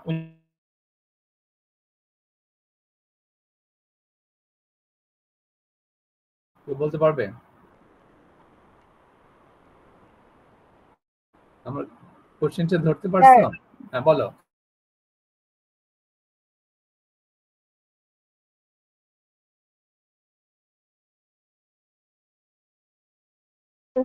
এবং হচ্ছে সেটা ম্যাচ করেছে, আপনাদের কারো আরেকটু ম্যাচ করে নিয়ে। তার মানে যিনি গাইড ছিলেন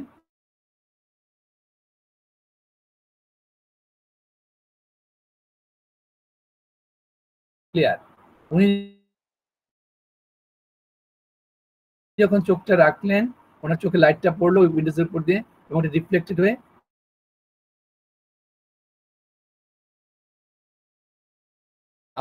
ভেরিফাই হলো। যখন দেখলো যে এটা অথেন্টিক স্ট্রাকচার প্রি স্টোরড অবস্থা আছে ডেটাবেস সিস্টেমে, তখন একটা ইনস্ট্রাকশন চলে গেল ওপেন দ্য ডোর। দ্যাটস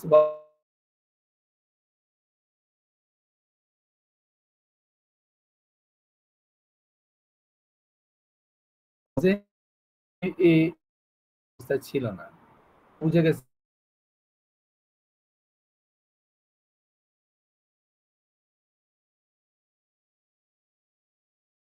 কথা ল্যাবগুলো ছিল তারা এই ধরনের আইরিশ উইন্ডোজ সিস্টেম কিন্তু অ্যাপ্লাই করে, আর এই সিস্টেম কিন্তু এখন বাংলাদেশেও কিছু কিছু জায়গায় চলে আসতেছে এবং নিয়ার ফিউচারে তাই আসবে, যেহেতু এটা চোখের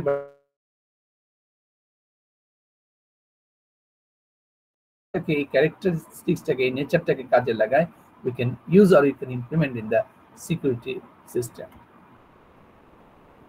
তাহলে যাই হোক, এই আমাদের মোটামুটি এখানে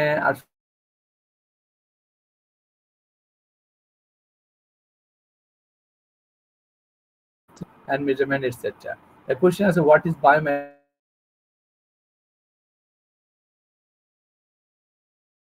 ক্যান ইউ ম্যানেজ?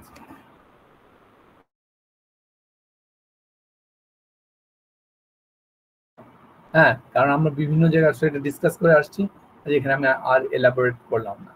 তোমাদের যদি কোনো কোশ্চেন থাকে you can ask me the question. Question আছে? স্যার আমি বলো। কি আপনাকে কি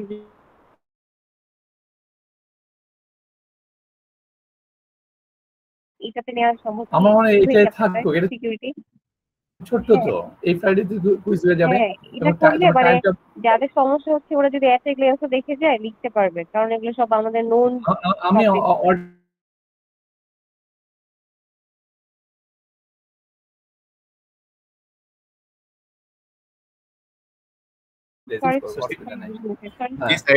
তোমার প্যাটার্ন গুলো একটু ধরতে হবে। আমাদের আসলে পড়ার সময় আসলে নেই, কালকে রাতটুকু, তারপরে তো সকাল পরীক্ষা।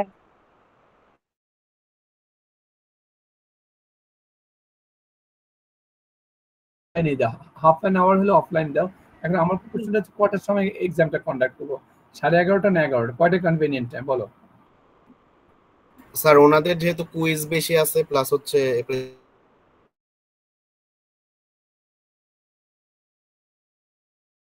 আপনাদের যেটা কনভেনিয়েন্ট।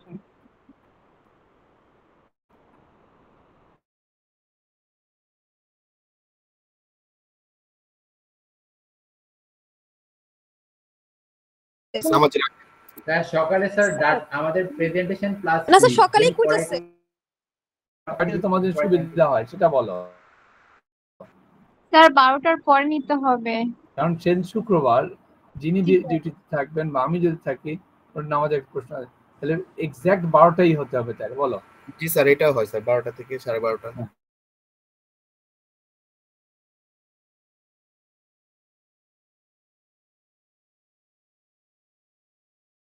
শেষ করে দিবা।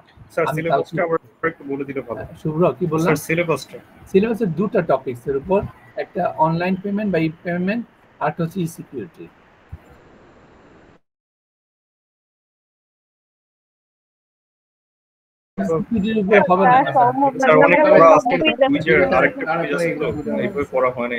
আমি তো বললাম আমি কোশ্চেন সেট করব ওইভাবে, তোমরা কি কিভাবে preparation it's up to you. মানে অপশন দিবে স্যার, যে কোনো একটা অ্যানসার বলে দিছি।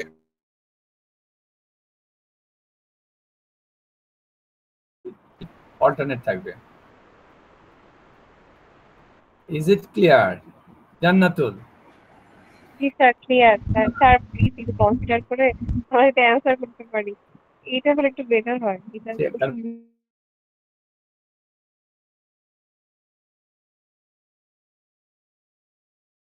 একটা কুইজ নিতে হবে এই কারণে, কারণ সমস্যা হিসেবে হ্যাঁ আশা করি কোনো সমস্যা হবে না। পেমেন্ট আর সিকিউরিটির উপর দুইটা চ্যাপ্টার স্যার, দুইটা চ্যাপ্টারের উপর দিলাম, একটা ই পেমেন্ট আর একটা ই সিকিউরিটি। বাট অল্টারনেটিভ থাক আবার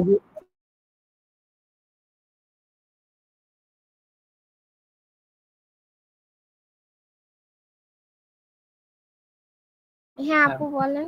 আমাদের না ওই যে আমাদের কি রুটিন স্যার পাবলিশ হয়ে গিয়েছে? আমরা তো পেলাম না, পেয়েছেন কেউ রুটিন?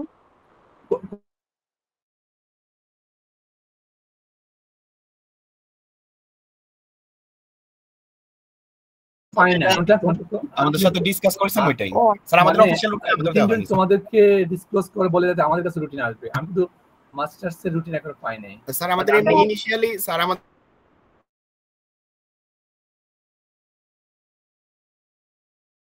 সাথে আমি ডিসকাস করেছিলেন যে তোমাদের কোন টাইমটা দিলে ভালো হয়। কোশ্চেন নিব।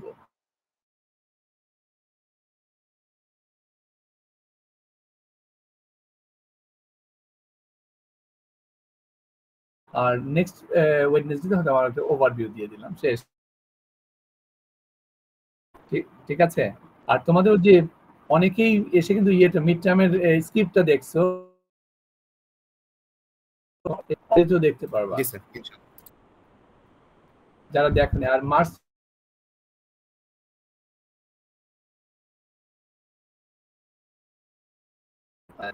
হ্যাঁ হ্যাঁ পোর্টালে দেয়া আছে। স্যার আপু যে মনে করছে আমাদের যে 4টা কুইজ হবে ওর মধ্যে বেস্ট 3 কাউন্ট হবে মার্ক হিসাবে। হ্যাঁ আমি 4টা কুইজ এই কারণে নিচ্ছি যে আমি বলছি যে একটা বাদ দিব যেটা লোয়েস্ট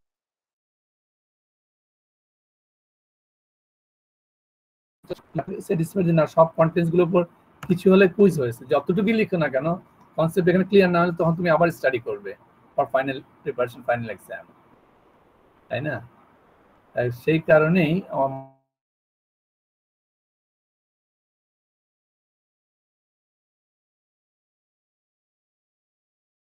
আর কোনো কোশ্চেন আছে? না স্যার। তাহলে আমার মনে হয় আমরা আজকে এখানে ক্লোজ করে দিই, মোটামুটি শেষ হয়ে গেছে। আর ওভারভিউ দিব নেক্সট উইকে, ওয়েডনেসডেতে। আচ্ছা আসো,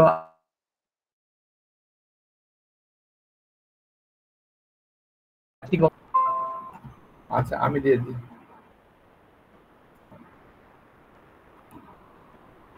স্যার মামুর অ্যাটেন্ডেন্সে দিয়ে দেওয়ার জন্য রিকোয়েস্ট করেছে। ও তো বলো। মামুন ভাই জয়েন করেছিল, নেটের কারণে হয়তো বের হয়ে গেছে।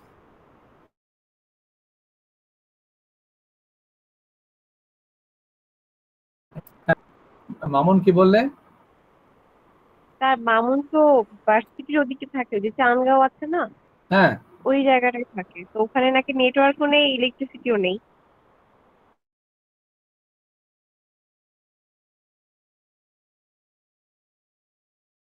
আচ্ছা আসো আমরা একটু অ্যাটেন্ডেন্সের দিকে যাই।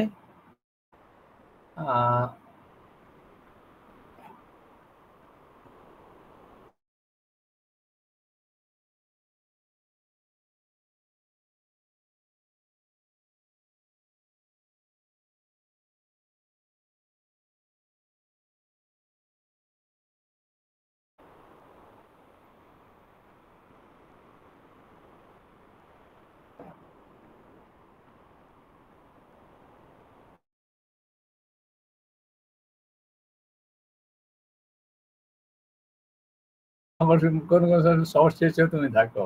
005 মামুন ছিল একবার। আচ্ছা 007 আছে। ফারজানা আছো নাকি? ফারজানা আক্তার 008।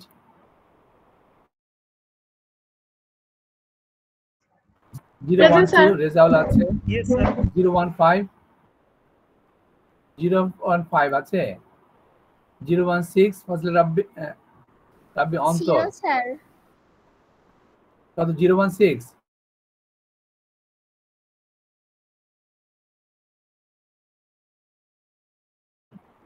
তুমি কত? 015 স্যার আমি 007। ও 007 তো আমি দেখতেছি 018। আমি তো সিএসসি দিচ্ছি।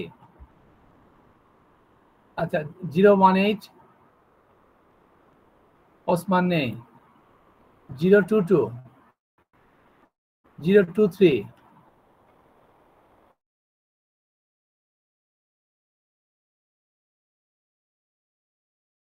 Sir 27 present sir. 28 স্যার ও সম্ভব ও দেখছিলাম ছিল, এখন নেই দেখতেছি। 30 আবরার স্যার 31 নফল 319 32 প্রেজেন্ট ছিল 34 ইয়েস স্যার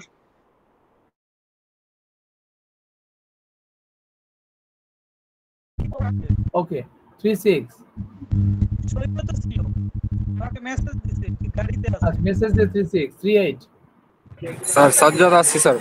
ওকে 40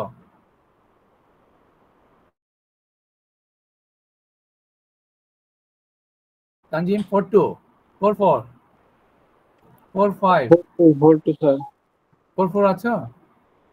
45 45 নেই। 46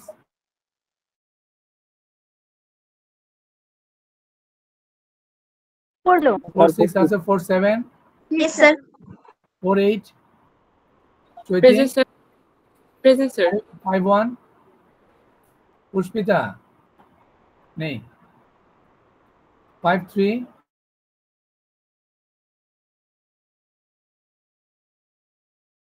54 সাইফুর রহমান নাই। प्रेजेंट सर আমারটা দেন নাই স্যার। স্যার 42 ছিল স্যার। হ্যাঁ বলো। স্যার এটা আছে। আর কেউ বাদ আছো? তাহলে আমি এমএসসিটি অ্যাকসেপ্ট করে নিলাম।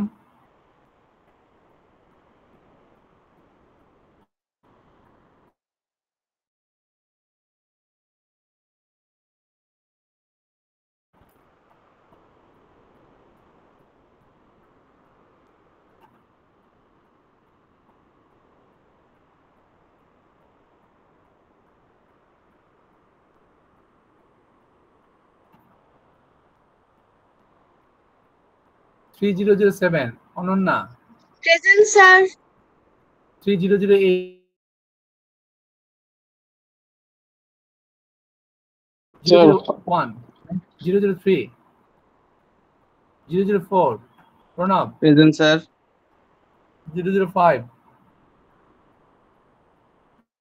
005 006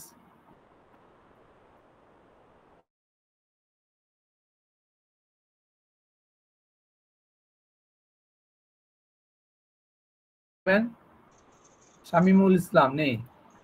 008 স্যার আমি আছি 5005।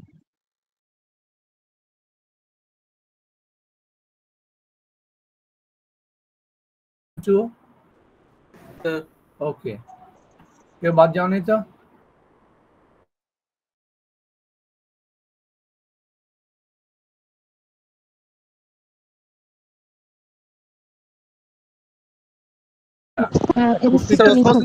ওসমান দেওয়া হয়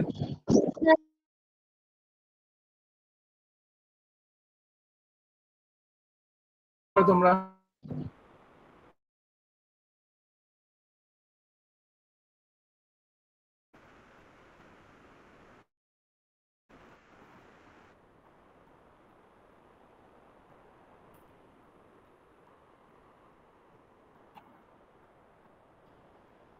MBA 3062 অর্পিতা আছো?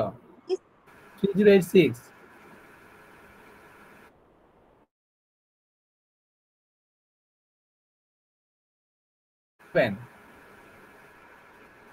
Yes, sir. অন্তর। Yes, sir. Okay.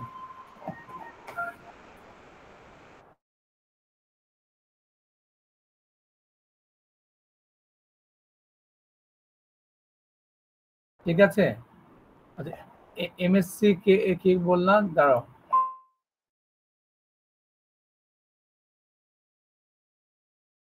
করো, তোমারটা তখন পাইনি, আমি ডাকছিলাম।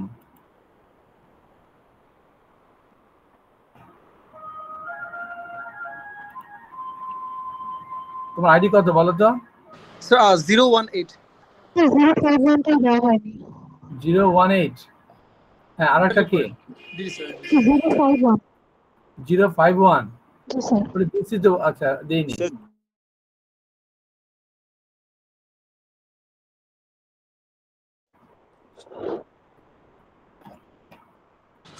Thank you sir. আসসালামু আলাইকুম। ওকে, আমরা আজকের মধ্যে স্টপ করি, তাহলে তোমার সাথে কুইজ হবে ইনশাআল্লাহ 12টায় Friday. Thank you very much. ধন্যবাদ স্যার, ভালো থাকবেন স্যার। ওকে, তোমরা ভালো